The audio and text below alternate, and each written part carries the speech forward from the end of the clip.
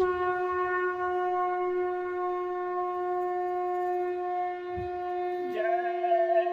गुरुदेव। जय गुरुदेव।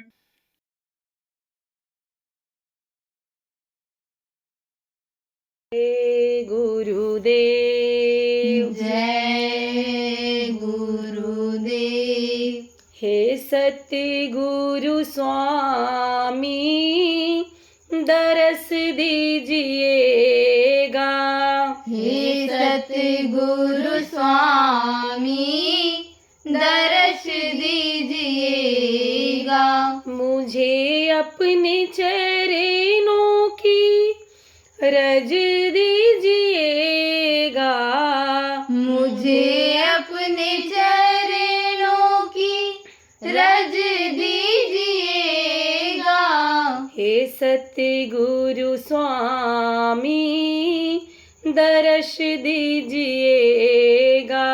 हे सतगुरु स्वामी दर्श दीजिएगा। रहूं तुम्हारे प्रेम में मगन सहनसा। रहूं तुम्हारे प्रेम में मगन शहंशाह। मुझे अपनी भक्ति का वर दीजिएगा। मुझे अपनी भक्ति का वर दीजिएगा। मैं बहते अलम में बहा जा रहा हूँ। मैं बहते अलम में बहा जा रहा हूँ। मुझे डूबने से बचा लीजिएगा। मुझे डूबने से बचा लीजिएगा। मैं निर्धन हूँ निर्बल हूँ कामी हूँ क्रोधी। मैं निर्धन हूँ निर्बल हूँ कामी हूँ क्रोधी। बने जैसे मुझको निभा लीजिएगा। बने जैसे मुझको निभा लीजिएगा। हे स्वामी हो जिस काम से आप राजी। हे स्वामी हो जिस काम से आप राजी। वही काम मुझसे करा लीजिएगा। वही काम मुझसे करा लीजिएगा। हे सतगुरु स्वामी दर्श दीजिएगा। हे सतगुरु स्वामी दर्श दीजिएगा। मुझे अपने चरणों की रज दीजिएगा। मुझे अपने चरणों की रज दीजिएगा। हे सतगुरु स्वामी दर्श दीजिएगा। हे सतगुरु स्वामी दर्श दीजिएगा। जय गुरुदेव। जय गुरुदेव।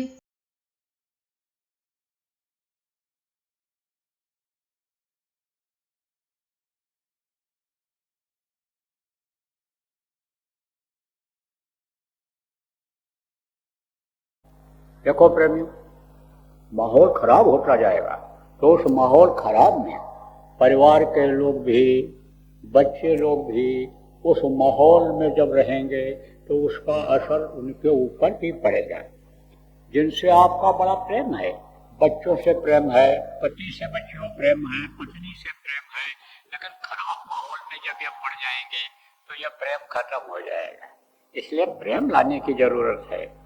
प्रेम जब एक दूसरे में हो जाएगा, प्रेम जब वो पहले जो प्रेम था कि देखो लोग खुश हो जाते थे एक दूसरे को देख करके, सीने से सीने मिला करके और प्रेम से लोगों को बैठाते, पानी पिलाते थे। भारतीय संस्कृति यह रही है, आओ बैठो पियो पानी, कोई भी आ जाए और उसको बैठाते थे, पानी पिलाते थे, फिर हाल चाल पूछते थे, खिलाते थे, सुलाते थे। लेकिन अब वो प्रेम देखने को मिल रहा है, प्रेम खत्म होता जा रहा है। अब जैसा तुम दूसरे के लिए करोगे उसी हिसाब से तो तुमको मिलेगा। ये जो काटा पैंट पहनने वाली बहुएं हैं, चड्ढी बनियान पहनने वाली बहुएं हैं, जो ये ले करके आती हैं कागज का टुकड़ा, कोई काम का नहीं, कहती मैं सर्टिफिकेट लेकर के आई हूँ, मैं डिग्री लेकर के आई हूँ, मैं लंदन में पढ़ के आई हूँ, मैं फ्रांस अमेरिका में जर्मनी पढ़ के आई हूँ, मुझे ज्यादा जानकारी है। ये अगर समझो कि सेवा भाव सीख जाए तो अभी सोने में सुगंध हो जाए, लेकिन ये करेगा कौन? इसको तो बिरला ही लोग करते हैं, और जो इन कामों को करते हैं उन्हीं का नाम होता है, उन्हीं की कीर्ति होती है। रहते हमेशा हैं, समाज सुधारक रहे हैं, देश सुधारक रहे हैं, आप ये समझो महात्मा रहे हैं कि जो बुरे बुरे लोगों को यानी समझो बुरे से बुरे लोगों को सुधार दिया। हमारे गुरु महाराज ने बहुत से लोगों की बुराइयों को छोड़ा दिया, प्रेम लोगों में सिखाया, सदाचार लोगों को सिखाया, त्याग सेवा की भावना लोगों के अंदर में भरी। लेकिन अकेले नहीं, किसके द्वारा?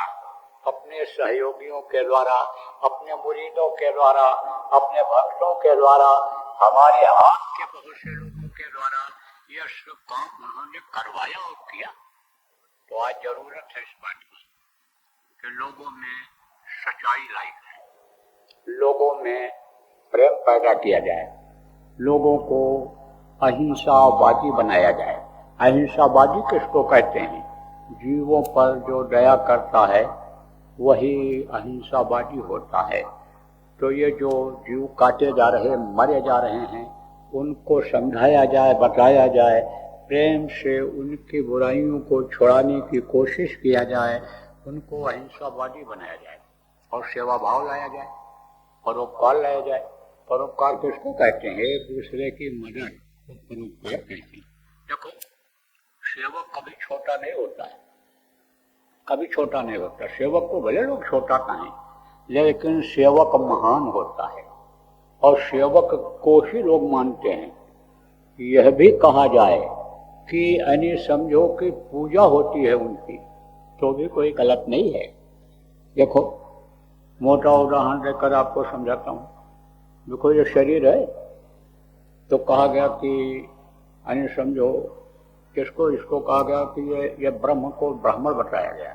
ब्रह्म जाना सह ब्रह्मणा, जो ब्रह्म को जान लेते हैं ब्राह्मण हो जाते हैं। तो इसको ब्रह्म बताया गया, मस्तक को, और हृदय को क्षत्रिय बताया गया, और पेट को वैश्य बताया गया, और पैर को शूद्र बताया गया। लेकिन अगर पैर स्ट्राइक कर दे, हड़ताल कर दे, कहा अब हम उठ नहीं सकते, जा नहीं सकते हैं कहीं, तो यह ब्राह्मण क्षत्रिय वैश्य कोई कहीं जा पाएंगे? टट्टी पेशाब बंद हो जाएगा। वो तो यही धोखे ले जाता है पूरे शरीर को। कौन? पैर। तो अब पूजा किसके लोग करते हैं? छोटे किसको हैं? प्रणाम सलाम किसको करते हैं? माथे को कि यहाँ हृदय को कि पेट को? अरे पैर को छू करके प्रणाम करते हैं, आशीर्वाद मांगते हैं। किससे मांगते हैं? जिससे भी मांगते हैं उसका पैर छू करके मांगते हैं। तो सेवक कभी छोटा नहीं होता है, सेवक ही महान हो जाता है। इसलिए सेवा भाव लाने की जरूरत है, सेवा भाव लोगों में भरने की जरूरत है। अब आपकी बातों का प्रभाव तब पड़ेगा, कार्यकर्ता हो चाहे आप सत्संगी हो, आपके बातों का प्रभाव तब पड़ेगा कि जब खुद करके दिखाओ और खुद आप में वो गुण आ जाएंगे, तब आपकी बातों का प्रभाव पड़ेगा। और नहीं तो हाथी के दांत लोग समझ लेंगे कि खाने वाला अलग है, दिखाने वाला अलग है। एक गांव में एक औरत रहती थी बुढ़िया, एक ही लड़का था, तो गुड़ बहुत खाता था, बहुत। बुढ़िया परेशान हो गई। और गुड़ या मीठा खाने वाले चाहे बच्चे हों, चाहे जवान हों, चाहे बुढ़े हों, उनका शरीर बिल्कुल बेकार हो जाता है, ताकत खत्म हो जाती है, निर्बल हो जाते हैं, हड्डियां कमजोर हो जाती हैं, फिर तरह तरह से रोग पैदा हो जाता है, पीला पड़ने लगा शरीर उसका। तो बुढ़िया को अनुभव तो बहुत था, बुजुर्गों को बहुत अनुभव रहता है। जड़ी बूटियों से बहुत सी दवा को ठीक कर लिया करते थे लोग। ये अंग्रेजी फैक्ट्रियां कोई थी? कोई नहीं थी। उन जड़ी बूटियों में मिलावट नहीं होता है, वो तो शुद्ध मिल जाती थी। अब इनमें कुछ भी होता हो ये तो आप जानो। तो आप ये समझो कि जड़ी बूटियां बहुत ताकतवर होती थी और लक्षण होते थे शरीर के कि यानी समझो कि कैसा इनका शरीर अभी समय हो रहा है, तो क्या तकलीफ इनको होने वाली है, क्या होगा। उस समय कोई डॉक्टर होते थे कि कोई उस समय ईसीजी होती थी कि जिससे पता चलता था कि हार्ट चल रहा है कि बंद हो गया, और पैर पर हाथ रखते ही मरने वाले आदमी के, और लोग बता देते थे अरे भाई पैर ठंडा होने लग गया, पैर पे रखते ऐसे कहते रहे हाथ ठंडा हो गया। फिर आंखों को देखते और आंखें अगर ये अंदर वाली ऊपर उठने लगी, लोग कहते थे जल्दी करो, हम निकालो, जल्दी करो, बाहर निकालो उनको।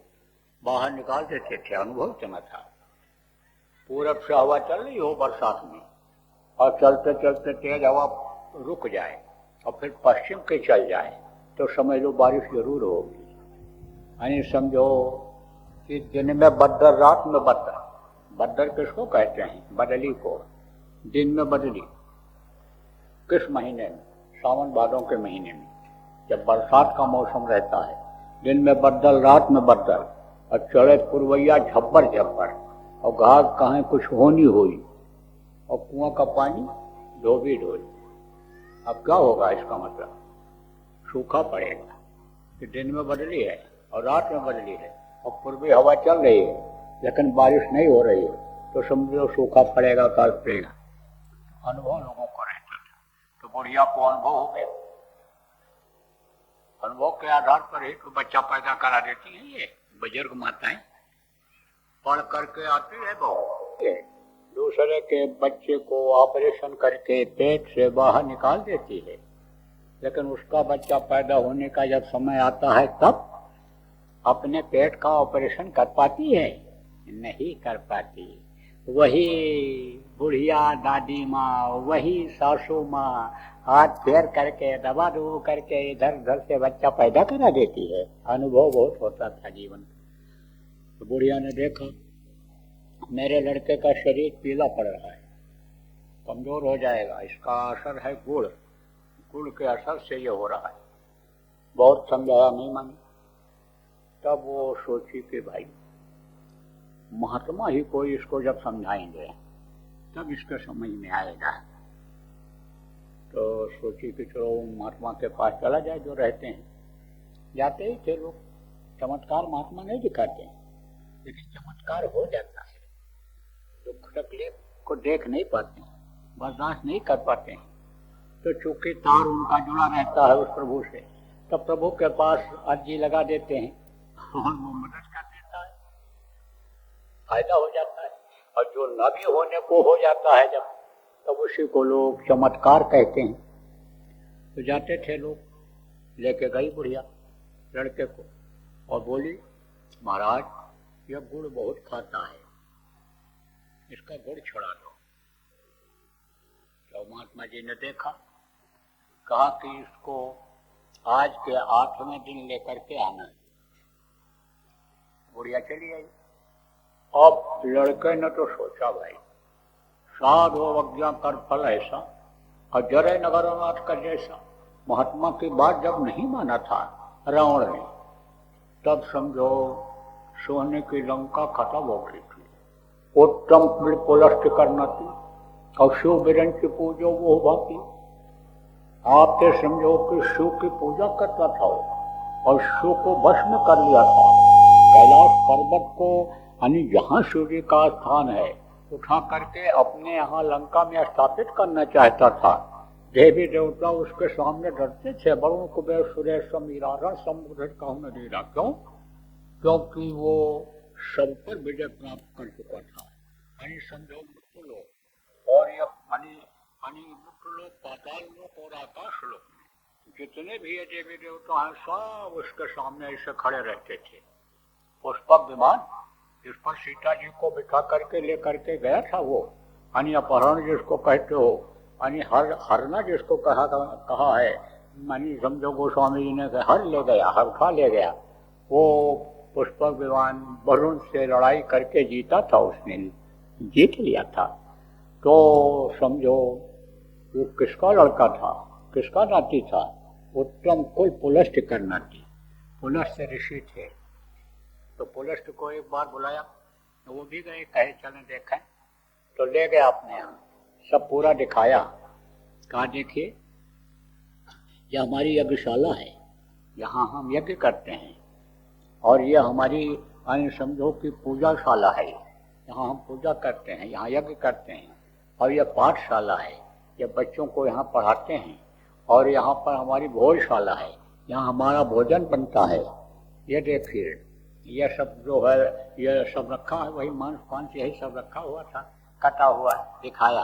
और फिर उसके बाद में यानी समझो कि कहा कि यानी सारी शालाएं दिखा दिया, सब दिखा दिया पूरा घुमा। तब उसने कहा, उन्होंने कहा कि तेरी यानी चरित्रशाला कहाँ है? तेरे को चरित्र की शिक्षा कहाँ कोई देने वाला है?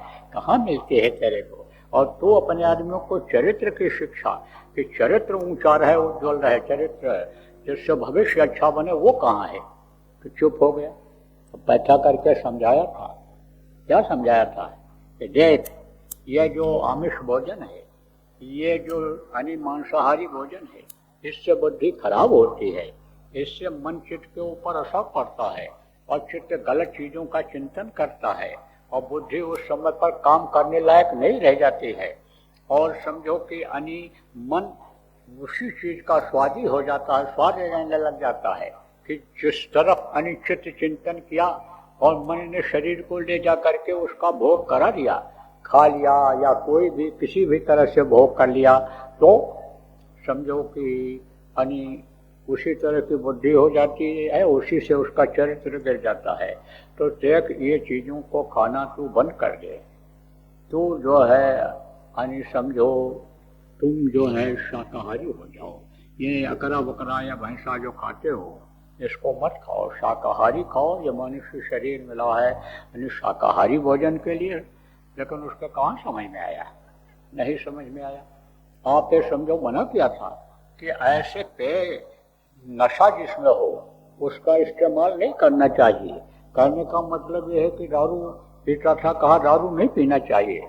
आप ये समझो कहा कि देख दूसरे की औरत पर नजर नहीं डालना चाहिए तुझको, लेकिन ये तेरा जब खान पान सही होगा तभी तेरा चाल चलन सही होगा, तभी तेरी ये पूजा उपासना कबूल होगी। और नहीं तो विनाश संभावी, हानि समझो कि विनाश तो होने होना है। समझाया था, कहा था देख कहीं न कहीं बुद्धि तेरी खराब हो जाएगी और जो तेरी उम्मीद है उम्मीद पर पानी फिर जाएगा। क्या उम्मीद थी उसकी? कहता था सोने में सुगंध ला देंगे और जमीन से लेकर के आसमान तक यानी सीढ़ी लगा देंगे। आसमान कहाँ? स्वर्ग तक। और स्वर्ग तक सीढ़ी लगा देंगे और सीढ़ी पर चढ़ करके लोग स्वर्ग पहुंच जाएंगे। ये कहा करता था, समझाया था उन्होंने। लेकिन कहा तो कहा साध हो गया कर फल ऐसा, जरे नगर अनाथ कर जैसा। अनाथ कौन होता है? कि जिसका कोई मदद करने वाला नहीं होता है, वो अनाथ होता है। मदद कोई जब नहीं करने वाला होता है तो भटकता रहता है इधर उधर। ऐसे ही कोई मदद करने वाला नहीं मिला। आप ये समझो। तो लड़के ने तो भाई सोचा, कहा महात्मा जब कह देंगे तो इनकी आज्ञा का उल्लंघन तो करना नहीं रहेगा। तो लोग खूब खा लें जितना खा सकें, जितनी इच्छा हो। तो चावल दाल ये वो जो भी पावे सब बेच बाच के गुड़ खाए, मस्त गुड़ ही खाने लगा। 7 दिन में साफ कर दिया सब अंदर का चावल दाल राशन पानी जो भी था।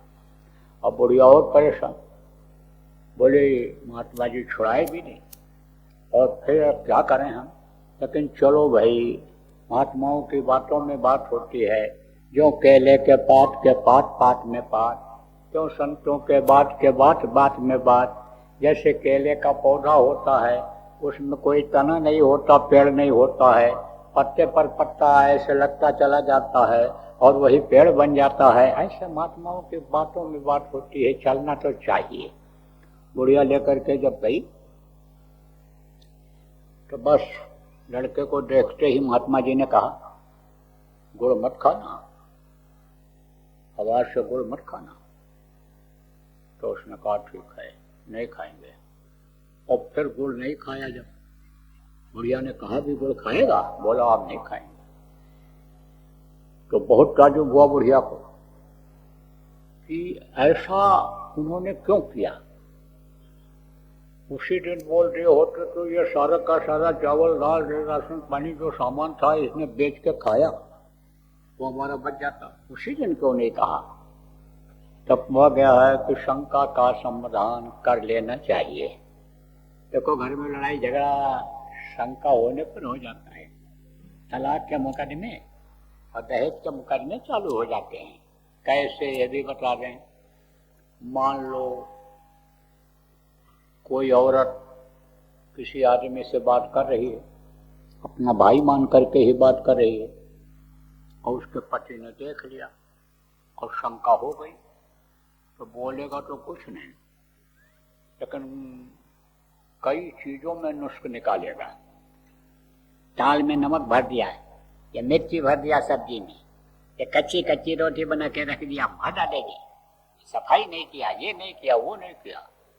अब अगर वो भी कुछ बोल देगी, न बर्दाश्त हो पाएगा। अत्यम सर्वत्र वर्जते कहा गया। कोई भी चीज हो, अति हो तो वर्जित होती है। अटका भला न बरसना, अटका भला न धूप, अटका भला न बोलना, अटका भला न चूप। तो अति हो गया और कुछ बोल दिया, तब तक फिर मल युद्ध चालू हो जाता है। घोषम घोषा होने लगता है। और फिर उसके बाद में दहेज के मुकदमे, तलाक के मुकदमे चालू हो जाते हैं। शंका तो ही हो गई। अगर वो शंका का समाधान कर लेता तो ये बात न होती। अब कोई पुरुष ही किसी औरत से बात कर रहा, बहन मान करके बात कर रहा, और समझो कि अन्य औरत ने धीरे से देख लिया, उसको शंका हो गई, तो भी कुछ नहीं बोलती है। लेकिन दिन भर में 4-6 बर्तन अटक करके पिचका डालती है गुस्से में। लड़के का कान ऐसी बाल नोचती है, नई लड़का रहता तो अपना ही बाल नोट डालती है गुस्से में, अंदर अंदर गुस्से में रहती है। तो गुस्सा क्या है? आग है। अग्नि का क्या काम है? जलाना। कहीं भी गुस्सा रहेगा तो दूसरे को तकलीफ देगा। वो मारोगे पीटोगे उसको तकलीफ होगा, बोलोगे तो उन बातों में दूसरे को तकलीफ होगा, और नहीं तो अंदर अंदर घुटते रहो। गुस्से में जब रहो तो अंदर ही जलाने का काम करेगा। इसलिए शंका का समाधान कर लेना चाहिए। जब जीवन साथी हैं, परिवार के जब साथी हैं, जब साथ साथ चलते हैं, साथ साथ खाते हैं, साथ साथ परिवार के लोग रहते हो, तो किसी के प्रति कोई शंका हो जाए तो उसका समाधान कर लिया करो। तो बुढ़िया को शंका हो गई। तो बुढ़िया ने कहा, महाराज जी आप उसी दिन क्यों नहीं कह दिए थे? 8 दिन तक क्यों इंतजार कराया आपने? तब महाराज जी बोले, जब तू इसको लेकर आई थी तो मैं भी इतना गुड़ खाता था कि जब हमारे पास कुछ नहीं रहता था गुड़ मंगाने के लिए दे करके, यानी ना अनाज पानी राशन पानी रहता था, न रुपया पैसा रह जाता था जो तुम लोग देते हो, नहीं कुछ रह जाता था, तो मेरा मन कहता था ये तुमड़ी, ये जो कमंडल है पानी पीने वाला, इसी को बेच के गुड़ खा जाओ। तो पहले मैंने छोड़ा, उसके बाद में फिर मैं हकदार बना कहने का, और फिर मेरी बातों में असर आया, तब इस बच्चे ने छोड़ा। तो कहते हैं कि कथनी नहीं करना चाहिए। तो पहले तो अपने लोगों को बनना पड़ेगा, जो अपने से जुड़े हुए हैं उनको अच्छा बनाना पड़ेगा, उनके अंदर सेवा प्रेम भरना पड़ेगा, उनको जो है हिंसा हत्या से दूर हटाना पड़ेगा। तो अपने से कौन जुड़े हुए लोग रहते हैं? परिवार के लोग रहते हैं, दुख और सुख में वो साथी होते हैं। आप समझो कि नहीं भी पटता है पति पत्नी में, बाप बेटे में नहीं भी पटता है, लेकिन वो ऐसा संस्कार होता है कि बाप बीमार पड़ा तो रात भर बच्चा जो रहता है, लड़का रहता है, दवा खिलाता है, दवा दिलाने ले जाता है, रात को उठ करके रात भर जगता है, और लड़का बीमार हो गया तो बाप करता है। ये एक ऐसा सिस्टम बना हुआ है, पारिवारिक संबंध इस तरह का स्थापित कर रखा है समाज ने कि उसके अंतर्गत करना ही पड़ता है। तो भाई जब संबंध है तो सबसे पहले उनको समझाया जाए, बताया जाए, उनकी बुराइयां दूर कराई जाए, तब तो कोई प्रभाव पड़े। देखो ये चीज नहीं आ रही संगठनों में ही, यानी समझो कि ये चीज नहीं आ रही है, इसलिए आपकी बातों का उतना प्रभाव नहीं पड़ता है। समझ लो सत्संगी कार्यकर्ता और सत्संगी, आपके जो ये बातें हैं ये क्या हैं? ये ठोस बातें हैं। ये क्या हैं? ये सार हैं। सार किसको कहते हैं? असली चीज होता है उसको सार कहते हैं। ये बच्चियां चावल फटकती हैं, जब बनाना होता है, चावल पकाना होता है, तब ये उसको इससे साफ करते हैं। तो जो चावल अच्छा होता है वो इधर रह जाता है, और थोथा दे उड़ाए, वो जो दूसरा होता है पतला चावल होता है जो टूट जाता है, यानी समझो कूटते समय, चावल बनाते समय टूट जाता है, या और कोई उसमें से कोई चीज आ जाती है, गंदी चीज जो नुकसान करे वो सब निकल जाती है। तो ये जो बातें हैं ये सार हैं, लेकिन इस सार का भी असर इसीलिए नहीं पड़ता है कि करनी अलग कथनी अलग। तो सबसे मुख्य चीज तो यह है कि करनी और कथनी में फर्क नहीं होना चाहिए। और आप करके देखो, देखो बातों का कितना असर पड़ता है, बहुत असर पड़ेगा। देखो प्रेमियों को समय है अभी समझाने का, लोगों को बताने का, और आप अगर नहीं बता पाओगे तो ये जिसका देश है, जिसकी ये दुनिया है, जिसने ये परिवर्तनशील संसार बना दिया है, वो परिवर्तन करेगा, वो समझाएगा। वो जब ऐसे नहीं मानेंगे समझाने से, तब वो तो यानी समझो अपना विकराल रूप लेगा। वो तो समझो आपकी उसी तरह से समझाएगा कि जैसे थप्पड़ मार करके राक्षसों को और रावण को राम ने समझाया था, जैसे थप्पड़ मार करके समझो कौरवों को यानी समझाया था, तो उसमें बहुत लोग चले जाएंगे।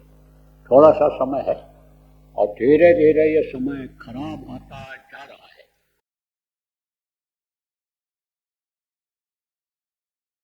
गुरु महाराज ने गुलाबी पगड़ी बनवाई थी, और पगड़ी को कहा था कि इसको संभाल करके रखना, यह गुलाबी कपड़ा है, और यह भी कहा था कि आगे काम आएगा। यह भी कहा था गुरु महाराज ने कि गुलाबी पगड़ी वालों की नज़र जहाँ तक जाएगी वहाँ तक कोई मरेगा नहीं। और बहुत लोगों ने परीक्षा लिया। कुछ दिन पहले देखो प्रेमियों, गुलाबी कपड़ा पहनने के लिए आप लोगों को कहा गया था। बहुत से लोग पहनते हैं, अब भी पहनते हैं, और अब भी पहनने का समय भी है। गुलाबी आप पहन सकते हो। गुलाबी कपड़ा बदन पर अगर रहेगा तो ये गुलाबी कपड़ा जलवा दिखाएगा, ये गुलाबी कपड़ा जान बचाएगा, वक्त पर ये काम आएगा। ये गुलाबी को भी आप समझते नहीं, लेकिन गुलाबी कपड़ा कोशिश ये करो कि कमर से ऊपर की तरफ ही रहे, और गुलाबी चीज़ों का इस्तेमाल ऐसी जगहों पर करो कि जो सम्मानित जगह हो। जय गुरुदेव। सरकारी व गैर सरकारी अनुदान के लिए बिना सत्संगियों के सहयोग द्वारा जनहित के कार्यों में लगी हुई बाबा जय गुरुदेव धर्म विकास संस्था का मुख्यालय पिंगलेश्वर रेलवे स्टेशन के सामने मक्सी रोड, उज्जैन, मध्य प्रदेश में है। यहाँ पर सत्संग व नामदान का कार्यक्रम होता रहता है। अतः आप श्रोताओं से अनुरोध है कि बाबा उमाकांत जी महाराज के आश्रम उज्जैन एक बार परिवार सहित जरूर पधारिएगा। आपके सुझाव के लिए व्हाट्सएप नंबर 95756006 700। जय गुरुदेव, जय गुरुदेव।